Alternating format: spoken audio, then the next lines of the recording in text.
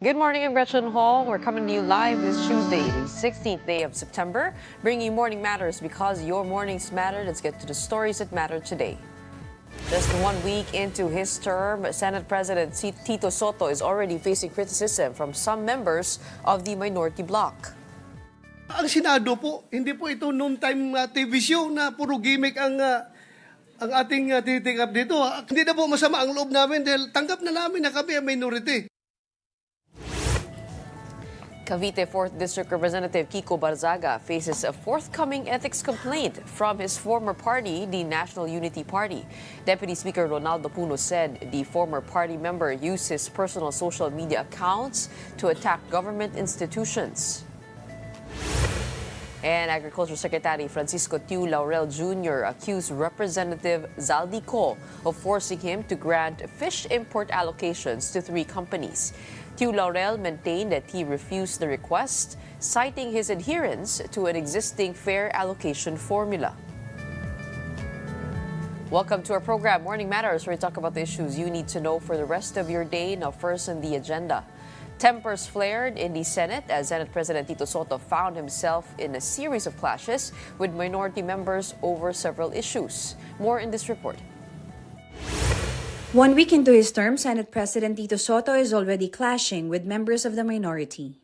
At a press conference, Senator Dante Marcoleta was first to react strongly to Soto's statement in a Wednesday interview on 1PH's Sa Totoo Lang program regarding the affidavit of Sara and Curly Discaya. Kasi may suspetsa kami na inedit yung affidavit eh. Okay. So we have to, so not only that, we have to verify the statements. Although Soto did not name anyone, Marcoleta felt alluded to. Paano kayo nagsuspetsa? Ano po ang ginamit ninyong batayan at pagsususpetsahan ninyo na maring inedit yung affidavit? The two faced each other in plenary where Soto clarified that his remark was his personal opinion. They also debated on whether the Discayas should be placed under the Witness Protection Program. Soto opposed it. Magkakaroon ng immunity from criminal prosecution. So kung natatakot sila sa kanilang security, bilyon-bilyon ng pera nila eh. Ang dami nilang pwedeng bayaran security guard eh. Kahit 1,000 security guard, kaya nila eh. Bakit kailangan ang gobyerno? Tension also flared between Soto and Senator Bato de la Rosa. This stemmed from Soto's earlier interview where he was asked about trolls branding him a lapdog of House Speaker Martin Romualdez in connection with questions on the custody of former DPWH Assistant District Engineer Bryce Hernandez. Soto responded, saying, "That's the minority's gimmick." He added that trolls don't know or understand it, so let them be. Let them die of bitterness. De la Rosa shot back. Ang Senado po, hindi po ito noon-time TV show na puro gimmick ang ating titikap dito. When I said mamatay sila na sama ng loob, we were addressing the trolls. Hindi po kami mapatay sa sama ng loob dahil hindi na po masama ang loob namin dahil tanggap na namin na kami ang minority. Na-misunderstood nila completely. Minority Leader Alan Peter Cayetano also questioned the handling of Hernandez, who was detained at the PNP Custodial Center after testifying in the House, then moved to Pasay City Jail and later returned to the Senate without plenary approval. Yung mismong witness, siya nasusunod eh. Sinabi niya dun sa House eh, wag niyo na ako ibalik sa Senate, hindi siya binalik. So yes, initially, the issue was not where. The issue is not where to detain him. The issue is who has authority and ano ang rules natin. Malinaw sa rules natin eh. A witness cited in contempt may be ordered by detained in such a place as may be designated by the committee alone or, andun yung or eh, or with the concurrence of the Senate President by either A, one detention order, so it's the Senate President has the power to do that. Hernandez previously testified in the House linking Senators Jingoy Estrada and Joel Villanueva to anomalies in flood control projects. Both senators, members of the minority, lost out. Hindi ko alam kung anong mararamdaman nyo kung nasa sapatos ko po kayo. Kahit ho si Satanas, hindi papayag dun sa script niya. tatanggap ka ng suhol sa simbahan. Kahit hindi totoo yung sinasabi niya? Na walang basehan. 30% commission daw. I'm sorry. Strike that from the record. Panay senador lang ang gusto nilang ipako sa krus. Bakit yung mga ibang mga politiko? Dahil, porket masikat kami? The Senate Blue Ribbon Committee will resume its investigation Thursday, where CCTV footage is expected to be presented allegedly showing a bribe being delivered to a Senate staff member. 3 public works officials have been formally dismissed from service.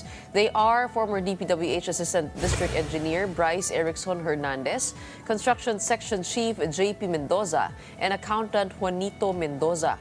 According to the Public Works Department, these officials from Bulacan 1st District were found guilty of grave misconduct, gross neglect of duty, and other offenses. The penalty includes perpetual disqualification from public office. Recall that Hernandez dropped the bomb about Senators Jinggoy Estrada and Joel Villanueva allegedly receiving kickbacks in flood control projects. Both senators have declined accusations, insinuating that there could be ulterior motives behind these. Hindi totoo yung sinasabi niya? Na walang basehan. 30% commission daw.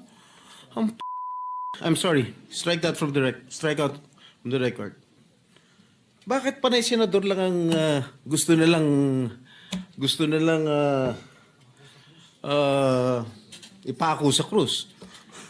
Bakit yung mga ibang mga politiko? Dahil, porket masikat kami? Hindi naman yata tama yun. Pare-pareho lang tayo nasa gobyerno. Pare-pareho lang tayo naninilbihan dito. The Independent Commission for Infrastructure is now complete following President Bongbong Marcos' appointment of former Supreme Court Justice Andres Reyes Jr. as its chairperson. Mobile journalist Julie Baiza has a report. President Bongbong Marcos has found a head for the Independent Commission for Infrastructure, which he himself created. Retired Supreme Court Associate Justice Andres Reyes Jr. The chief executive vouches for the credibility and competence of the ICI's head. He was a presiding judge of the Court of Appeals before. He has been a jurist for a very, very long time with a very good record of honesty and fairness, and a good record of being able to find justice for those who have been victimized. Reyes was appointed by former President Rodrigo Duterte to the Supreme Court in 2017. He retired in 2020. On the President's birthday, September 13th, Palace Press Officer Claire Castro announced members of the Independent Commission. One is Rogelio Babe Singson, who served as Public Works Secretary during the administration of the late President Noynoy Aquino. The palace trumpeted Singson's technical understanding of how projects are designed, procured, and implemented, which is crucial to the work of the Commission. Singson's co-member is Rosana Fajardo, an accountant and country managing partner with SGV and Company. Malacanang believes Fajardo can bring to the table her decades-long expertise in identifying weaknesses in financial systems and operational processes. The President has appointed individuals of proven competence, integrity, and deep familiarity with infrastructure, finance, and institutional reform. The President also appointed Baguio City Mayor Benjamin Magalong as a special advisor to the ICI. The palace clarified that Magalong will only be working as a consultant after it announced that the Independent Commission will not have a government official. President Marcos believes Magalong is a valuable addition to the panel without giving up his post as Baguio City leader. The reason he became a special advisor is because he would have had to give up his mayoralship, take on this position. So he chose to keep his mayorship. I don't blame him. But nonetheless, we can use his talents. Investigador naman talaga si Mayor Benji. Kung maalala ninyo, he was the one who wrote, as CIDG head, he was the one who wrote the seminal report on the Mama Sapano incident. He has integrity. So marami siyang mako-contribute. President Marcos agrees that politics cannot interfere with the ICI's duty to ferret out the truth, especially when it comes to flood control contracts. That's what we wanted to do. Remove it from politics. Don't politicize this. It's simple numbers dito. Simple lang to. Magkano ang ninakaw na pera ng mga balasubos na ito? That's what we need to know. That's what we need to fix. One of the politicians being tagged in flood control issues is Marcos's own cousin, House Speaker Martin Romualdez. As for the president, the ICI will spare no one. Well, there's only one way to do it, isn't there? They will not be spared. All right. Anybody will say, hindi, wala tayong kinikilingan, wala tayong tinutulungan. Wala namang maniniwala sa'yo hanggat gawin mo eh. So, gagawin namin. The National Unity Party is set to file an ethics complaint against former member, Cavite 4th District Representative Kiko Barzaga. NUP Chair and House Deputy Speaker Ronaldo Puno said Barzaga violated the House Code of Conduct by using his personal social media accounts to attack government institutions. The party also cited possible violations of Republic Act 6713 or the Code of Conduct and Ethical Standards for Public Officials, pointing to posts described as obscene, abusive, and meant to erode public trust. He is not well. But we cannot allow this behavior to be unresponded to. It causes damage, not just to the people around him, not just to his family, not just to his party. It causes damage to the country and the society as a whole. Puno also claimed that Barzaga went to the office of House Majority Leader Sandro Marcos to seek support for his bid to become House Speaker. What is this? Diba? Yan ba matinong, you know, it is crazy. Up next, let's talk about flood control projects and other pressing issues with Senator Risa Hontiveros. Don't go away. We'll be back with more stories after the break.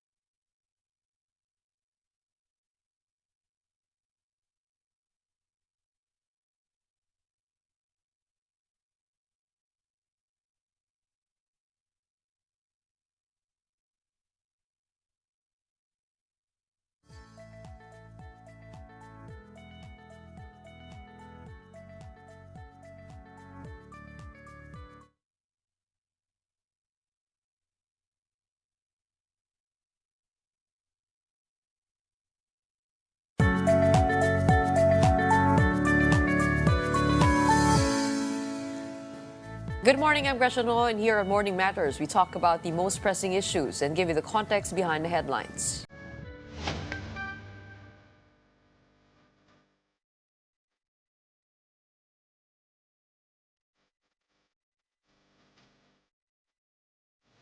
Senator Rodante Marcoleta stood firm, insisting the Discayas must be placed under the Witness Protection Program. According to Marcoleta, the law clearly allows witnesses whose lives are under threat to be admitted into the program, something he says is evident in the case of the Discayas. But Justice Secretary Boying Remulla said a couple should first return the money they allegedly stole. Marcoleta countered that restitution is not a requirement under the Witness Protection Law. Alam po ninyo, sa tamang pagkakataon, I'm going to confront the Secretary of Justice kung bakit niya sinabi yun. Sapagkat malinaw naman po sa batas. Kung titingnan po ninyo yung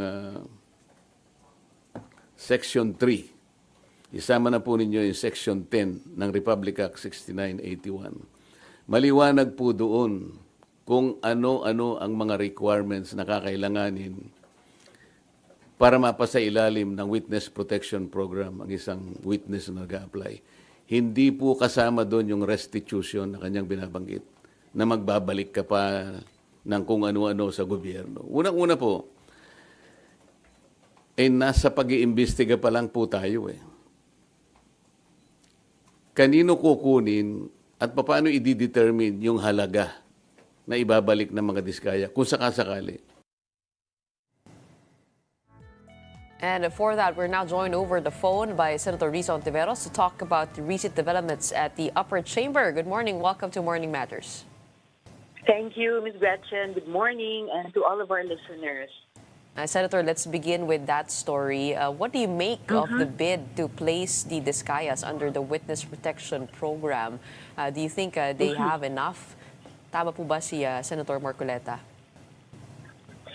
I think mas tamang sabihin na masyadong premature i-consider na ipasok sa Witness Protection Program yung mga Discayas. They haven't told us everything. Diba? Sinabi lang nila 2022 to 2025. What happened to the 2016 to 2022? Na una nang inamin ni Sara Discaya that they started receiving the big national projects in 2016.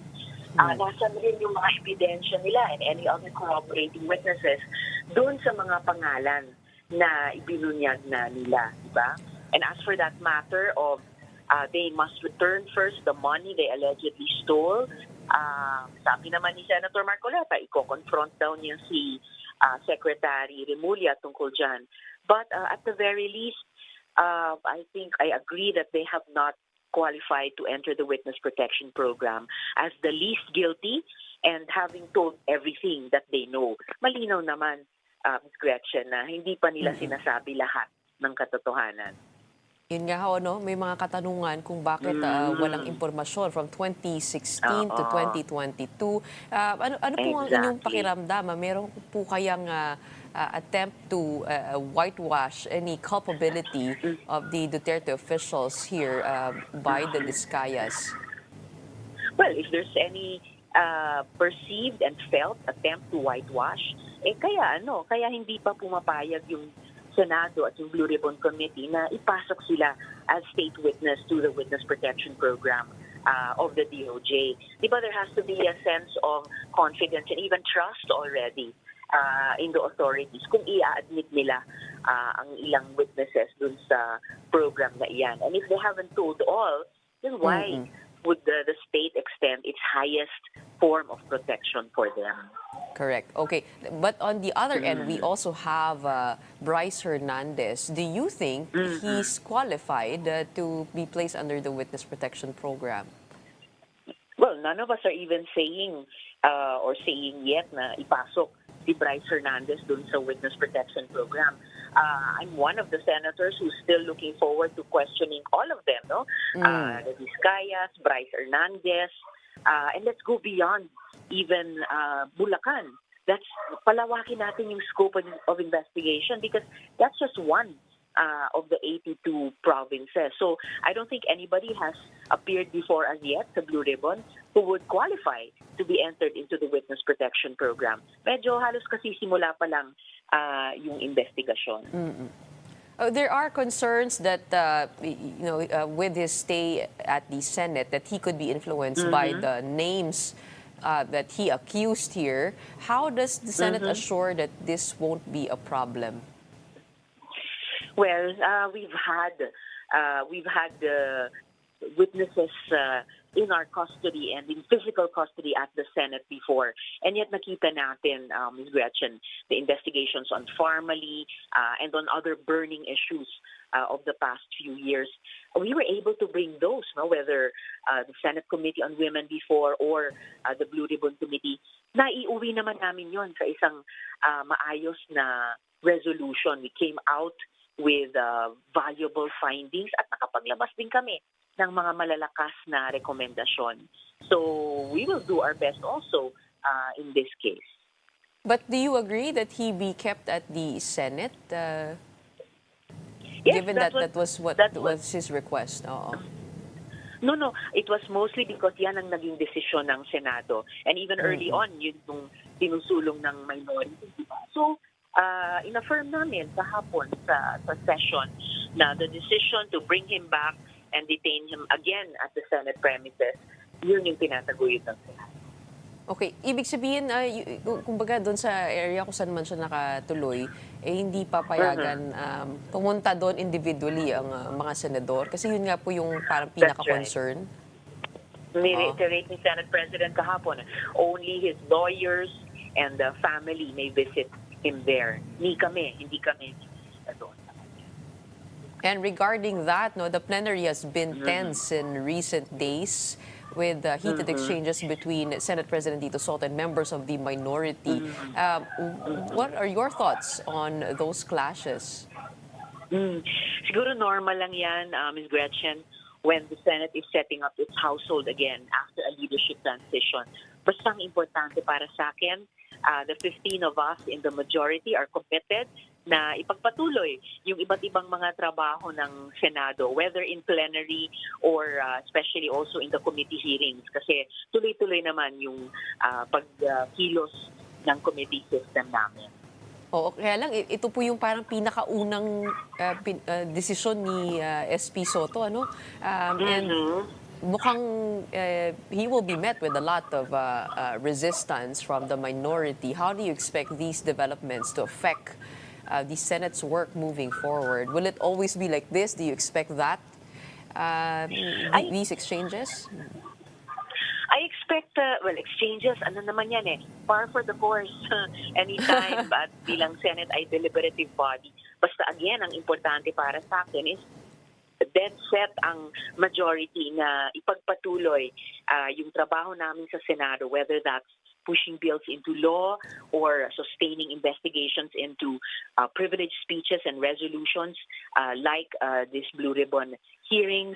Siyempre, yung budget-making process, which we've just started and we're in the middle of, or for that matter, impeachment processes na maya't-maya dumarating sa Senado. So, I'm not worried kung maging tense pa rin or mas relax na yung trabaho namin sa Senado. Ang importante ay the majority is dead set on committing our work, all of us as an institution, at sa ilalim ng bagong liderato ng Senate President Tito Soto. Lumutang nga po yung pangalan ni Senator Alan Peter Cayetano bilang posibleng making a bid for the Senate presidency. Is there a truth to that? Meron po bang bid na yon? At meron po ba kayong concern of any moves to unseat the current Senate president? Well, lumutang yan pero napatunayan na fake news dahil hanggang ngayon and looking forward, firmly in place ang majority. Ang mga leadership transitions naman, well, how many times have those happened in the whole history of the Senate as an institution? Kami nakatutok dun sa pagtatrabaho namin bilang Senado. Lumabas na ho yung kompletong pangalan ng mga miyembro nitong Independent Commission on Infrastructure. Are you confident on the members and their independence coming into this probe? And do you think that this body has actual real powers to come up with findings that exact accountability? Well, we want to give the Independent Commission the full proper legal authority and powers to go after the flood control scam culprits. Kaya nga magiging co-author din ako ng bill ni Senate President Soto para dito because I support and welcome this Independent Commission for Infrastructure. Kailangan po ba ng EO ito para parang maging opisyal? Well, naglabas na nga ng EO si Presidente, but even before that, sina Rep. Laila sa House, kasama sina Rep. Chel, I believe there are about 12 co-authors, meron na rin silang na-file na bill. And si SP Tito nga, meron ding na-file na bill dito sa Senado. At yun yung i-co-author naming iba't ibang mga senador para lalo pang palakasin itong independent commission. So hindi lang siya backed up ng EO, may suporta pa siya ng isang batas. But kung sakasakali ho, itong independent commission, will this be temporary? Or will this be somehow institutionalized given na kayo po ay magpo-file ng bill? May institutionalize yung powers at saka authority niya habang siya ay nag-iimbestiga. Oo, so wala namang commission na forever, di ba? Pero ang importante, habang nag-iimbestiga siya, so hindi lang nag-iimbestiga sa Bulacan, kundi lahat ng mga probinsya na dapat mag-imbestiga, ay meron siyang full mandate and powers. Beyond the life of the independent commission, so tuloy-tuloy yung aming efforts, for example, to make the budget process more transparent and accountable. So, unanimously, halimbawa, pinasa namin dito sa Senado yung concurrent resolution number 4. That's a good start. Dapat kaming mag-build on dyan. Nauna na nga yung resolution ng old minority under former minority leader Tito Soto at kasama noon ng Nina Senator Kiko at Bam para sa open BICAM. So, yung mga yan, isusulong namin even beyond the life of the Independent Commission on Infrastructure. Pero syempre, malamang gamit yung mga findings at recommendations din ng Independent Commission na yan, at least as far as the budget-making process is concerned. Okay, but your thoughts on the members of the Independent Commission? There have been, some people have cast doubt on Baguio City Mayor Benjamin Magalong and his independence, knowing that he is a close Duterte ally himself. Well, another thing that could be said for Mayor Magalong ay isa siya sa mga local government chief executives na matagal nang at consistently nagko-call out sa mga issue ng corruption. So yan yung nakikita kong what he brings to the Independent Commission.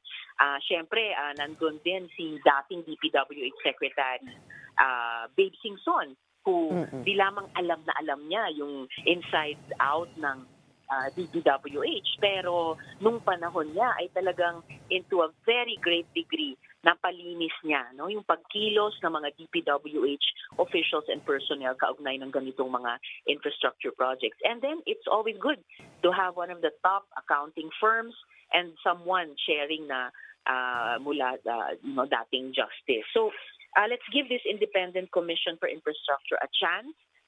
Dagdag sa ginagawa namin sa Blue Ribbon, dagdag sa ginagawa ng TRICOM sa House naman.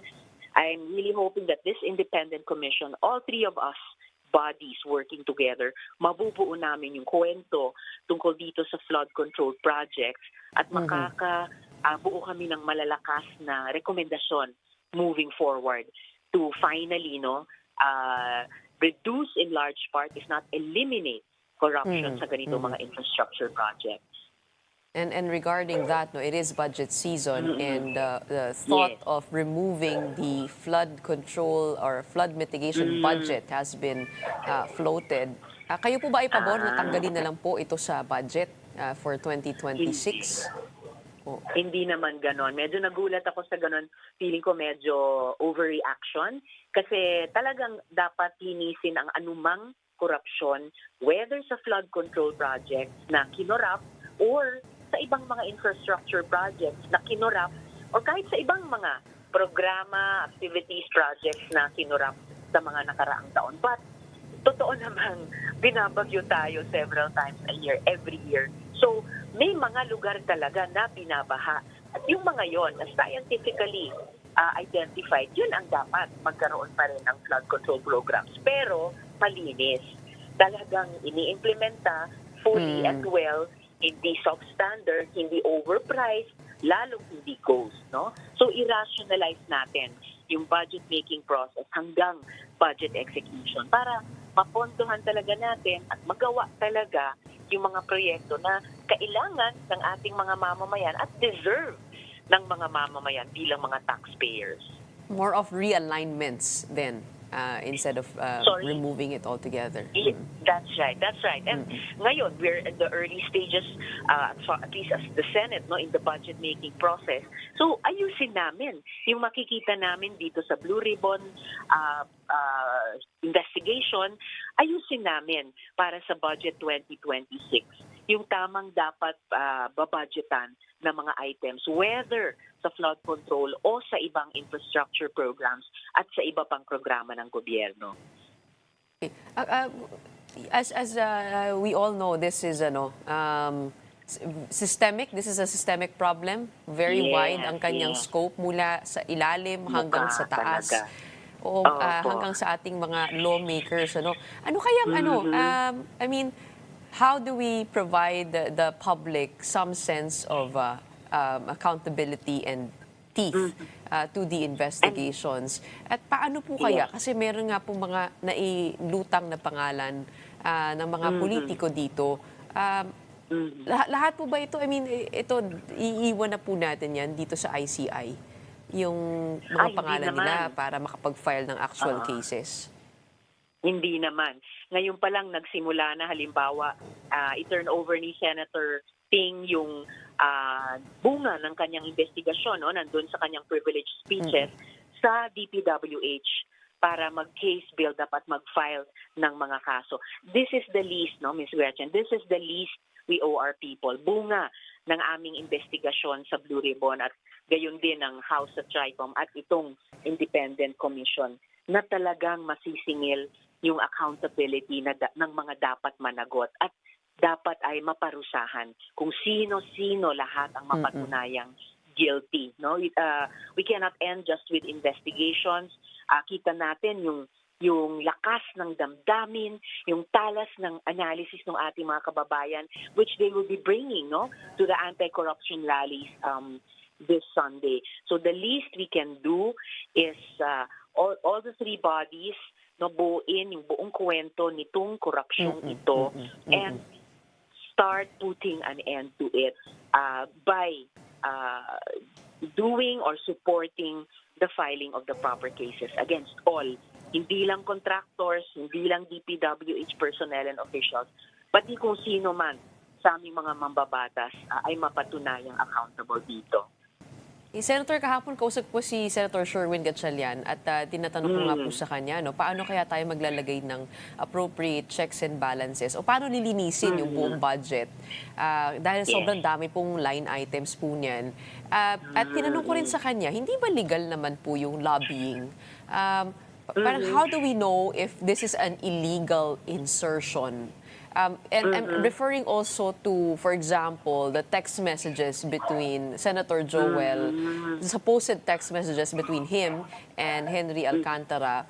Hindi po ba on your end, itong pakikipag-coordinate with the departments, a part of the process of the discussions on the budget? So how do we know, how do we sift through all this data and determine ano po yung legal at illegal? Well, ang litmus test dyan, Ms. Gretchen, ay kung yung mga proposed amendments naming mga mambabatas, no, sa budget ay evidence-based. Halimbawa, galing ba yan sa mga local development plans ng mga LGUs? May pagbabasihan ba yan na local ordinance o resolution mula sa baba? Yan ba ay may program of works? Yan ba ay ma-monitor talaga on the ground na actually under construction or actually nagawa, no, na kumpleto at nagagamit ng maayos? All of these are also covered by warranties. No, yung halimbawa flood control projects may 5-year warranty yan at kung at any time in the 5 years masira, dapat ito yung sinulong ko sa DPWH at pumayag sila, dapat i-repair or ayusin ng contractor at no cost to government. And finally, I guess the greatest check and balance would be itong efforts namin dun sa Open BICAM resolution at pati sa concurrent resolution number 4 na ipinasa ng buong Senado na gawing transparent and accountable yung buong budget process. From the NEP, yung President's Budget o yung National Expenditure Program, hanggang sa General Appropriations Act. And yung transparency and accountability dyan ay dahil dapat i-identify sino sa amin ang nag-propose ng ganito o ganyang amendment. Para kung magka-problema somewhere down the road, di ba, it comes back to us. And Correct. mas mabilis kaming mananagot. Hindi kailangang investigahan. Kami, yung DPWH na nag-implementa niyan, yung contractors na nag-construct niyan, lahat kami dapat ay madaling gawing accountable ng ating mga mamamayan dahil naging mas transparent yung buong process niyan. Yung pangalan ho ni Congressman Zaldico ay ito nga po ay nababanggit in line with those insertions. Sa aking understanding, tama po ba na the Senate would most likely or cannot summon a congressman to the hearing? Oh, the Blue Ribbon could summon or invite anyone. Nauna nang may representative na humarap sa amin nung nakaraan, si Representative Toby Chanco. So kung sa move ng sino mang miyembro ng komite at sa desisyon ng chair, pwedeng mag-imbita kahit ng fellow legislator mula sa kabilang house. So pwede po. Usually lang may interparliamentary courtesy. Oh, yung interparliamentary courtesy ay halimbawa hindi na pinasumpa si Representative Toby Chanco. May presumption yung chair ng Blue Ribbon na magsasabi naman siya ng totoo. So, yun yung mga interparliamentary courtesy namin sa isa't isa. Okay. You have been given the Senate Committee on Health and Demography. Yes. Oo. Kayo naman po, ano pong mga plano po ninyo? I mean, we're coming from, I guess, yung all this talk about the DOH budget being, the subsidy being scrapped, no? Ano po mga pagbabago ang hinahabol po ninyo?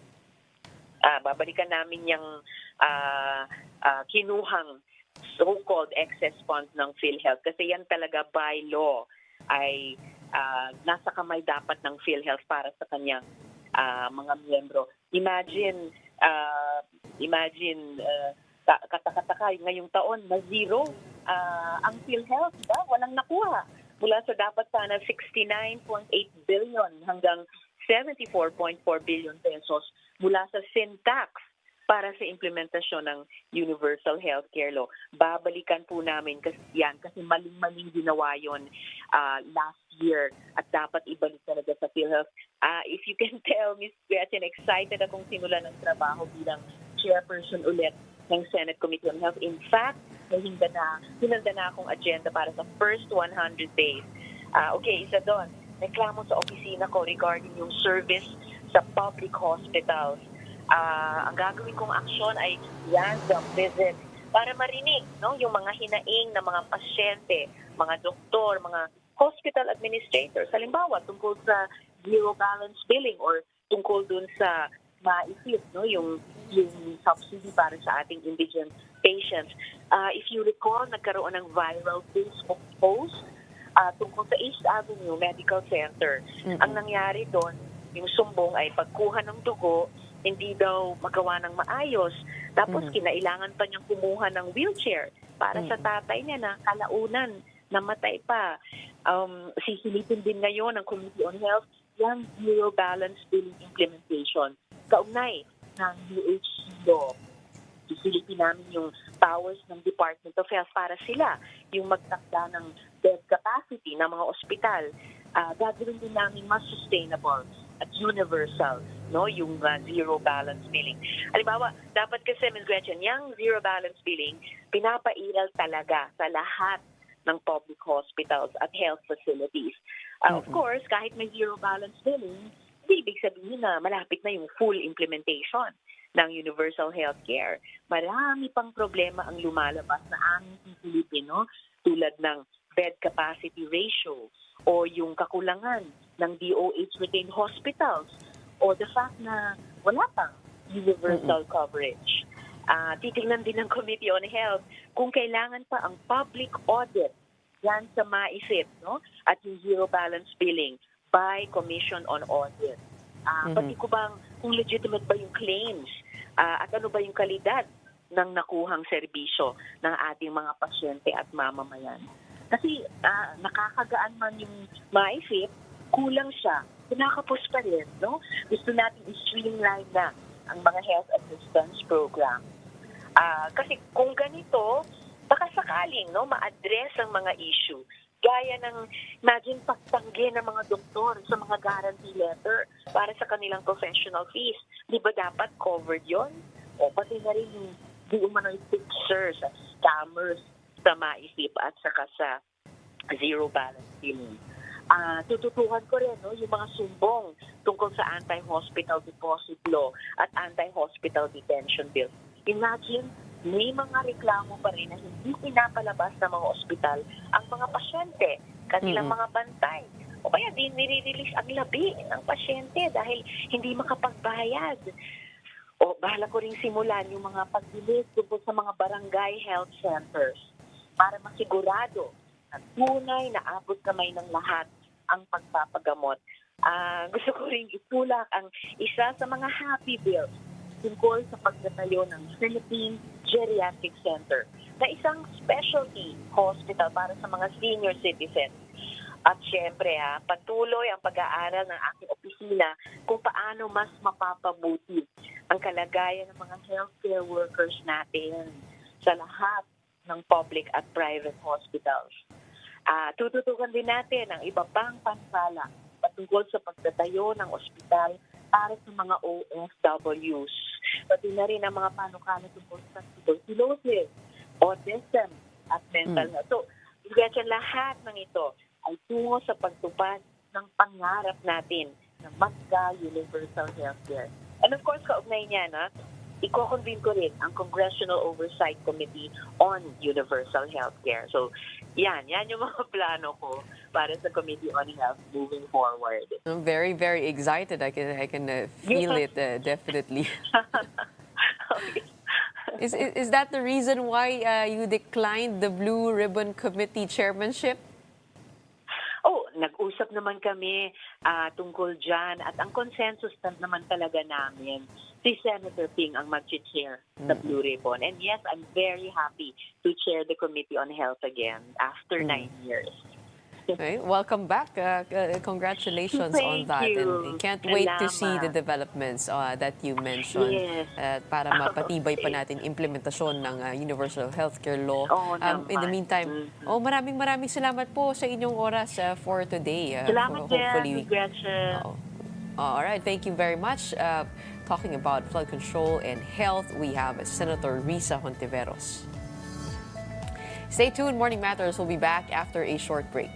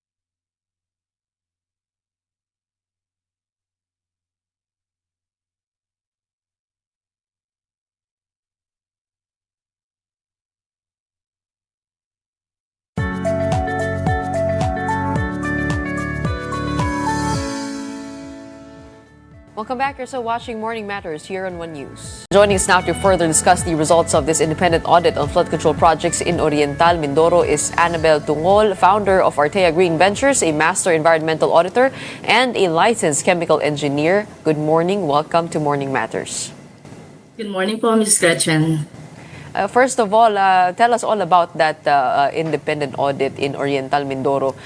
Paano ba malalaman? Siguro, matagal ko ng katanungan nito. Pag nakakita ako ng mga riprap o kaya flood control na mga infrastructure, how do we begin to find out if these are of the highest quality that we can get? Okay po. So we started the audit po kasi by it's a pro bono audit given to the Mimaropa regional director with engineer Gerard Pacanan. So to see kung ano po yung kung nasa ang location nila, we start that with the flood impact assessment. So we need to know kung meron silang flood impact assessment kasi yun yung pinakauna kung bakit kailangan ba nila talaga magtayo ng flood control po doon. So we look for that, and then when we went to the site, given with our 20 years experience auditing infrastructure po in New South Wales, Australia, in Sydney, yung mga kasama ko din na dumating, I invited some of my Australian friends who are like seniors in their expertise. So pag nakita mo na po ang isang design, you have to go with the detailed engineering design and then look at the as-built plans po. So I look at that, we look at that, the three of us, and then it is also peer-reviewed by our engineer, civil engineer in Sydney.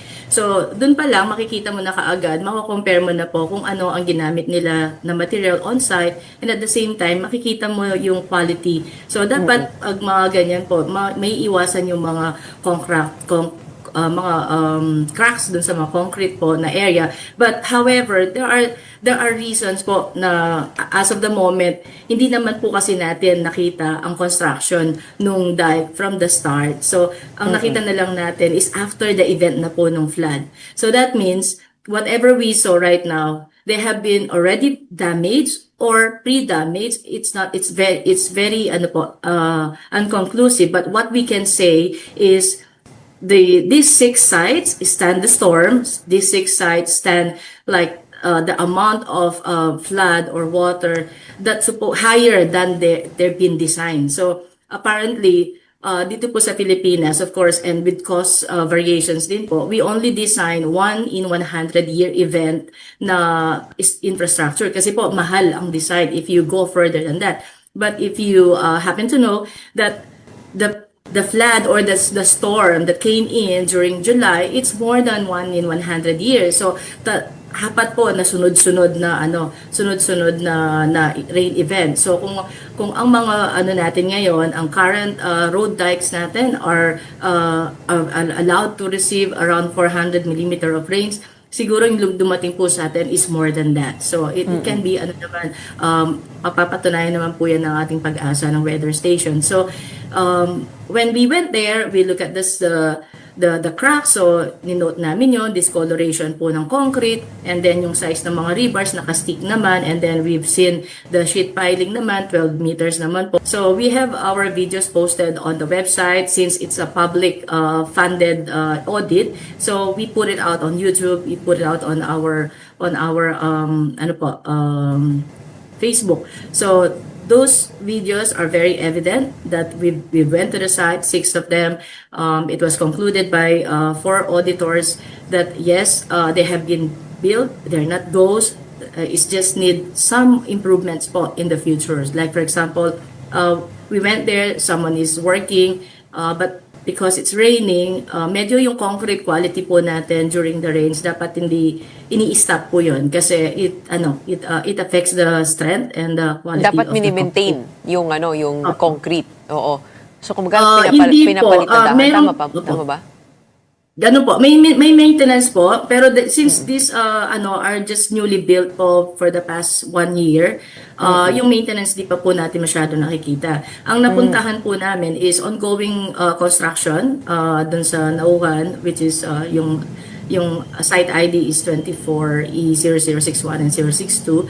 Ongoing yung concrete nila. Ang sinasabi po natin dito is the quality, the way the contractor is doing is dapat nakikita rin, halimbawa po, umuulan, they should stop the concrete pouring kasi it will affect the quality of the concrete and the strength of the concrete at that time. So, ngayon, after some time po, kailangan din naman talagang mini-maintain yung natin, yung mga infrastructure. Ano po yung mga findings ng grupo po ninyo dito sa Oriental Mindoro? So first, positive findings because when we look at the audit, we always say the positive first. So positive is they are not ghosts. there are existing. There are 6 existing concrete road dike esplanade with 20 meters each, and then protecting the existing farmland. And they are situated wherein, based on the risk assessment of the flood control, sila muna po yung ginawa. So we applaud that. And then we also saw like the farm is protected, very green siya. And then if you go there po, ang river is already same pantay na po nung farmland. So these 6 areas that we visited truly serve their purpose. And then we found 9 damages rin po na road dikes, but there are ongoing under the interview po with the DPWH. They are ongoing under the warranty. So 9 yung damages, 6 yung constructed. That means there are like 15 constructed areas that were in Oriental Mindoro po. So and then that's the positive. And then the positive, another one is there is like a solar panel na solar lights po na naka-install na doon. Ibig sabihin, that road is already future vision na po siya. Nagagawin siya in the future pag natuloy-tuloy yung 258 na yon. It will become a good road for the people, at the same time tourist attraction. The bad things that we've seen, or they're not really bad, we call them non-conforming to the design, or some, yun pa, na nabanggit nyo, mga concrete cracks, mga honeycombing dun sa concrete, and then yung mga sticking rebars po kasi, but we're not really sure kung yun yung mga reinforcement bars na nag-stick out, kasi pwedeng in-stick out lang nila para sabitan nila. But in the future po, yung sticking rebars kasi, once na nag-corrode po yan, it create concrete cracking din. So, yun yung mga ganun, iniiwasan natin. And then, the other thing is, we look at the procurement process din po na as of the moment, kasi parang bakit paulit-ulit yung mga, parang, ang maganda po kasi dito, para maiwasan yung quality po ng construction at maging maayos ang mga contractors natin at maiwasan na rin yung corruption, is dapat from the first project pa lang ng contractor, nakikita na po yung kanilang contractor performance. Hindi na po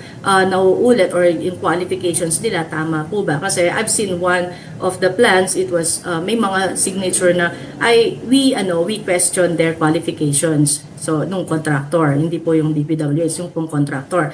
So yung mga ganon, dapat sa procurement pa lang po, naintindihan na ng mga tao na, sandali, kasi public to eh. So itong contractor na to, palpak doon sa first project niya. Bakit kukunin pa ulit, di ba? So there should be like a systematic approach on how to review contractors po. And then the wala po bang technology now that could at least look into the structure? May mga laser o kasi ang hirap po i-audit no? It's always after the fact, after disaster that we get to look at these structures. Sa Australia po, kami po, our work is we start the independent verification or / auditor from the start of the design pa lang po. So nakikita na namin from the start of the design kung tama ba o mali yung design, and then pati yung progress billing, pati yung mga materials na nilalagay. So dapat kasama po kayo from the very start.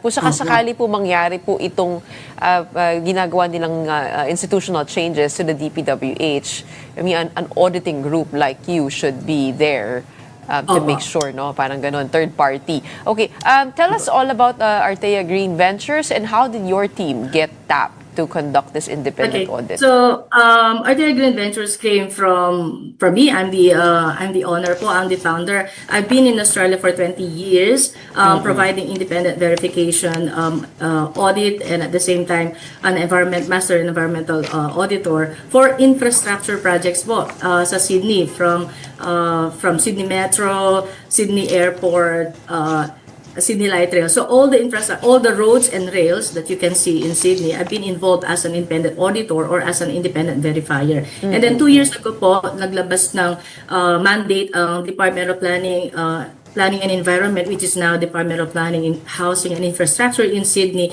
that ang kanilang ina-approve na po is the person, not the company. Kasi they look at the experience and qualifications of the person, kung talagang ano ba siya, qualified siya to do the audit of a big infrastructure. So, since then po, I was already approved in 2018 nung lumabas yung kanilang mandate, yung kanilang guidelines. So, na-realize ko na 2 years ago na I don't really need the company above me. So why that I don't just do my own kasi may passion po ako to go back to our country. Ito na nga po yun. So kasi nakikita ko kayo na ba meron pa po ba kayong mga inspeksyonan and who actually contracted your services here for Oriental Mindoro? Is the local government the one behind it? No one po. So the thing goes like this po. Nanonood po ako ng TV sa Sydney. I look at everything what's in the news. My heart pumped and then I just emailed pumunta na lang po Secretary kayo. Bunuan. It's a pro bono po. Pro bono tong wala pong kumuha sa amin. But we cannot audit na pupunta na lang kami sa site. A systematic audit should be agreed between the two parties, the auditor and the auditee. So I emailed Secretary Bonoan, I emailed Vico Soto, Mayor Magalong, and RD Pakanan. Apparently, RD Pakanan answered my request to conduct an audit dun sa Oriental Mindoro based on the news that I've seen. So yun po, dun po siya nag-start and then crowdsource funding po kami. Kung gusto po namin makita yung mga videos po ninyo, where do we go? Yung na-mention nyo kanina? Sige po. You go po dun sa sa Artea Green Venture YouTube. Actually, we can show it but then baka wala na po kayong time. Or suppose Annabelle Tungol na Facebook page ko po. Oo, sige. Yun ang aming I will send titignan, it to po. But it is a good idea to have a third-party auditing firm. Yun din yung mga pagbabago na nilagay ni former DPWH Secretary Babe Singson nung siya ay secretary pa. Mayroong third-party auditor. Maybe that's a good idea to have an independent body. Imbis na yung district engineer's office ang gumagawa nito, which is usually nandun yung sign-off. So, too much power there. But in the meantime, maraming salamat for telling us all about your work and your in audit in Oriental Mindoro. And we'll get to the videos on your personal accounts. We have founder Annabelle Tungol for Artea Green Ventures. Thank you po. Mindoro. And we'll get to the videos on your personal accounts. We have founder Annabelle Tungol for Artea Green Ventures. Thank you po. And that wraps up today's episode of Morning Matters. We hope we've given you the right start to your morning. Let's go ahead and make the day matter. My name is Gretchen Ho. We are One News, all sides, all the time.